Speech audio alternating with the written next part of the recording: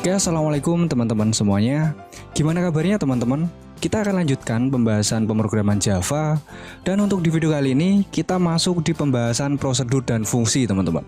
Jadi untuk prosedur dan fungsi ini kita nanti akan manfaatkan untuk membuat sebuah subprogram di dalam main program teman-teman. Jadi kalau kita analogikan, di dalam sebuah program yang kita buat, pasti di dalamnya akan ada banyak sekali fitur teman-teman. Dan kalau fitur itu kita jadikan satu di dalam main program, pastinya nanti di dalam suatu program itu akan ada suatu keadaan di mana kita akan mengulang suatu fitur dengan menggunakan logika yang sama. Tetapi data yang diproses tidak menutup kemungkinan untuk berbeda. Bagaimana penerapan prosedur dan fungsi di dalam pemrograman Java? Langsung aja kita ulas teman-teman, kita masuk ke IDE-nya. Oke teman-teman. Di sini saya memanfaatkan Apache NetBeans untuk IDE-nya. Untuk kalian yang menggunakan IDE lain, silahkan ya untuk fiturnya nanti disesuaikan. Di sini saya sudah mempunyai satu project dan untuk nama kelasnya di sini adalah kelas prosedur underscore fungsi. Yang saya maksud main program tadi teman-teman, yang biasa kita gunakan untuk mengetikkan kode program dan kita jalankan. Jadi di sini ada public static void main. Kita kan biasanya mengetikkan program di sini. Contoh nih, kalau kita ingin menampilkan hello world, kita tinggal ketikkan di sini system.out.println hello world. Tinggal kita jalankan, dia akan menampilkan outputannya di sini. Yang saya maksud tadi untuk membuat sebuah subprogram teman-teman, kalau semisal kita punya fitur yang berulang kali kita gunakan, kita nggak membuat berkali-kali di dalam public static void main ini. Kita membuat sebuah method atau metode atau yang nanti akan kita bahas dengan nama prosedur atau fungsi. Dan metode itu nanti bisa kita panggil berkali-kali, bahkan kita juga bisa memanfaatkannya untuk memproses data yang berbeda. Tapi sebelum kita masuk ke pembahasan yang penggunaannya untuk proses data yang berbeda, kita akan coba ulas dasar-dasarnya tentang metode atau prosedur dan fungsi. Nah untuk yang pertama, kita akan coba ulas dulu teman-teman. Apa sih bedanya prosedur dan fungsi? Apakah mereka itu sama? Sebenarnya, secara kegunaan, prosedur ataupun fungsi itu sama-sama subprogram teman-teman. Meskipun mereka sama-sama metode, tapi punya perbedaan yang bisa kita pahami bareng-bareng. Untuk prosedur teman-teman, dia adalah subprogram yang tidak mempunyai nilai kembalian. Atau prosedur ini dia menyediakan fitur-fitur yang ada di dalamnya. Ketika kita panggil, ya udah, kita memanggil sesuai yang ada di dalam prosedur itu. Tetapi kalau fungsi, dia punya nilai kembalian, yang mana nilai hasil dari si fungsi ini bisa kita olah kembali di main program.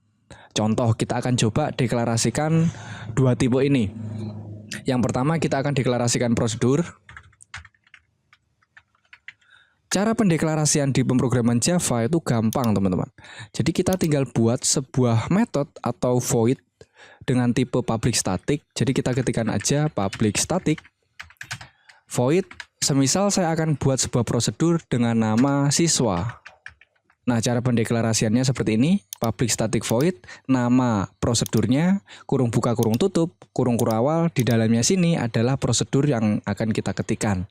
Atau fitur yang akan kita buat teman-teman. Misal nih, saya ingin membuat sebuah prosedur untuk menampilkan ini, hello world, atau kita akan menampilkan halo semua gitu. Jadi kita ketikkan aja di sini, system.out.println halo semua. Nah, sekarang saya sudah punya sebuah prosedur untuk menampilkan tulisan halo semua. Jadi kalau saya pengen memanggil tulisan halo semua, saya tinggal panggil si prosedur siswa. Ya, kalau di sini saya ketikkan siswa, nama prosedurnya kurung buka kurung tutup, menandakan kalau siswa ini adalah method dengan tipe prosedur ya teman-teman. Kalau kita jalankan, di sini akan menampilkan halo semua, gitu. Ya, jadi apapun yang ada di dalam prosedur ini, ketika kita panggil prosedurnya, dia akan menampilkan di outputannya. Ya, saya pengen tampilkan lagi system.out.println di sini. Selamat pagi. Kalau saya jalankan, saya nggak perlu mengubah yang ada di bawah sini teman-teman. Saya mengubah prosedur yang ini, yang dipanggil tetap si prosedurnya. Untuk yang ada di dalamnya, kita nggak perlu ubah di public static void main. Karena dia tinggal memanggil, prosesnya ada di dalam sini teman-teman. Kalau ini saya jalankan, halo semua, selamat pagi, sesuai perintah yang kita ketikkan di dalam sini. Nah, sekarang kita kembali ke topik. Semisal saya di sini mendeklarasikan sebuah variabel. Jadi si void siswa ini atau prosedur siswa, dia punya sebuah variabel dengan tipe data string Terus nama variabelnya adalah nama. Dan di sini saya kasih nama yang ada di dalam metode siswa itu adalah Alex. Di dalam void siswa, saya punya sebuah variabel dengan tipe data string, namanya nama, dan untuk value-nya itu adalah Alex. Kalau saya jalankan, dia nggak akan menampilkan apa-apa, teman-teman. Karena di dalam metode siswa atau prosedur siswa, itu saya hanya mendeklarasikan sebuah variabel dengan nama-nama, tipe datanya string, dan value-nya Alex. Kecuali di sini saya berikan perintah untuk menampilkan si variabel nama. Dan di sini, ketika kita jalankan, dia akan menampilkan tulisan Alex sesuai dengan nama yang ada di dalam variabel nama. Kalau namanya saya ubah, namanya menjadi siapa? Budi. Kalau ini saya jalankan, di sini akan berubah namanya sesuai dengan variabel yang kita deklarasikan. Ya, saya pengen ubah lagi menjadi namanya Alex. Coba kita jalankan lagi. Dia akan berubah menjadi Alex. Tadi sudah saya sampaikan teman-teman, kalau prosedur itu tidak memiliki nilai kembalian. Yang dimaksud nilai kembalian itu seperti apa? Ya. Nilai kembalian itu di dalam si variabel siswa atau metode siswa itu dia nggak punya nilai. Jadi ketika kita panggil di sini system.out.println untuk si variabel atau si metode siswa, kalau kita jalankan dia akan error. Dia tidak punya nilai kembalian. Ya di sini akan terjadi sebuah error. Jadi untuk si prosedur kita tidak bisa memanggil nilainya menggunakan cara seperti ini. Tapi kalau kita menggunakan si fungsi, sekarang saya akan coba deklarasikan sebuah fungsi. Kita langsung menginkludkan tipe data apa yang akan kita gunakan sebagai kembalian nilai dari si fungsi itu. Contoh nih, saya ingin menampilkan atau mengembalikan nilai dari fungsi ini menjadi sebuah string untuk kita proses di public static void main. Sehingga saya akan buat sebuah metode dengan tipe fungsi public static. Tipe datanya saya akan buat sebuah string. Dan nama fungsinya saya ubah di sini menjadi siswi. Ya, karena dia method, di sini pastinya harus ada kurung buka, kurung tutup, kurung kurawal. Lalu apa yang akan kita lakukan di dalamnya, teman-teman? Saya akan coba deklarasikan sebuah variabel namanya adalah nama. Dan di sini untuk value-nya saya akan kasih bunga. Dan bedanya prosedur dan fungsi, kalau fungsi kita harus mengembalikan menggunakan return. Jadi selain kita mendeklarasikan sebuah value di sini, kita harus mengembalikan apa nilai yang akan kita masukkan ke dalam si fungsi siswi. Sehingga si fungsi siswi ini ketika dijalankan di PSVM atau di public static void main, dia punya sebuah nilai yang bisa kita manfaatkan kembali atau kembalian namanya, teman-teman. Kalau yang prosedur tadi kita panggilnya dengan seperti ini. Kalau kita jalankan, dia akan menampilkan namanya. Tapi kalau kita memanggil si fungsi, caranya kita harus menggunakan pemanggilan secara sesuai dengan tipe datanya. Nah, kalau string siswi berarti kita harus memanggil menggunakan system.out.print. Sorry, di sini ya. Di PSVM kita ketikkan system.out.print. Kita ketikkan nama fungsinya. Nama fungsinya adalah siswi, karena dia method harus ada kurung buka, kurung tutup. Dan kalau kita jalankan, dia akan menampilkan bunga sesuai yang ada di dalam fungsi siswi. Gitu ya, teman-teman. Kalau memanggil prosedur ya tinggal kita ketikkan di sini. Nama prosedurnya adalah siswa.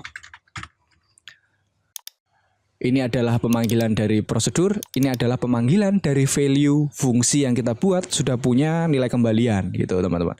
Gimana kalau kita punya variabel lebih dari satu, teman-teman, di dalam sebuah prosedur atau fungsi? Coba kita ulas bareng-bareng. Di sini, semisal saya punya variabel tipe datanya integer, untuk nama variabelnya adalah umur. Semisal si Alex umurnya adalah 17 tahun. Kalau saya ingin menampilkan umur ini di penampilannya di sini, tinggal kita edit aja yang system.out.println, teman-teman.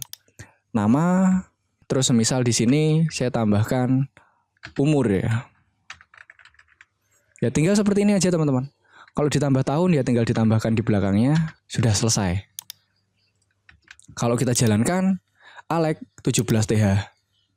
Atau di depannya sini kita tambahkan min gini aja, biar dia ada pembatasnya. Kalau kita jalankan Alex 17 tahun. Ini gimana caranya kalau menggunakan si fungsi teman-teman. Karena kita nggak ada proses pemanggilan di sini. Masa kita harus memanggilnya di sini? Maka di sini saya akan buat sebuah variabel tipe data integer. Namanya adalah umur. Nilainya semisal bunga, umurnya 14 tahun. Tinggal di return kita akan tambahkan seperti ini. Jadi kita rangkai di dalam returnnya. Semisal di sini saya perlu ada spasi, kasih aja plus spasi atau dikasih min sama kayak yang atas. Biar di belakangnya nanti ada TH-nya atau tahun, di sini saya kasih TH. Oke. Nah, ini udah beres teman-teman. Kalau di sini kita merangkainya di dalam system.out.println, kalau di dalam fungsi kita merangkainya di dalam returnnya. Sehingga dari return ini akan dimasukkan ke dalam variabel siswi yang akan dipanggil di dalam main program. Gitu ya teman-teman.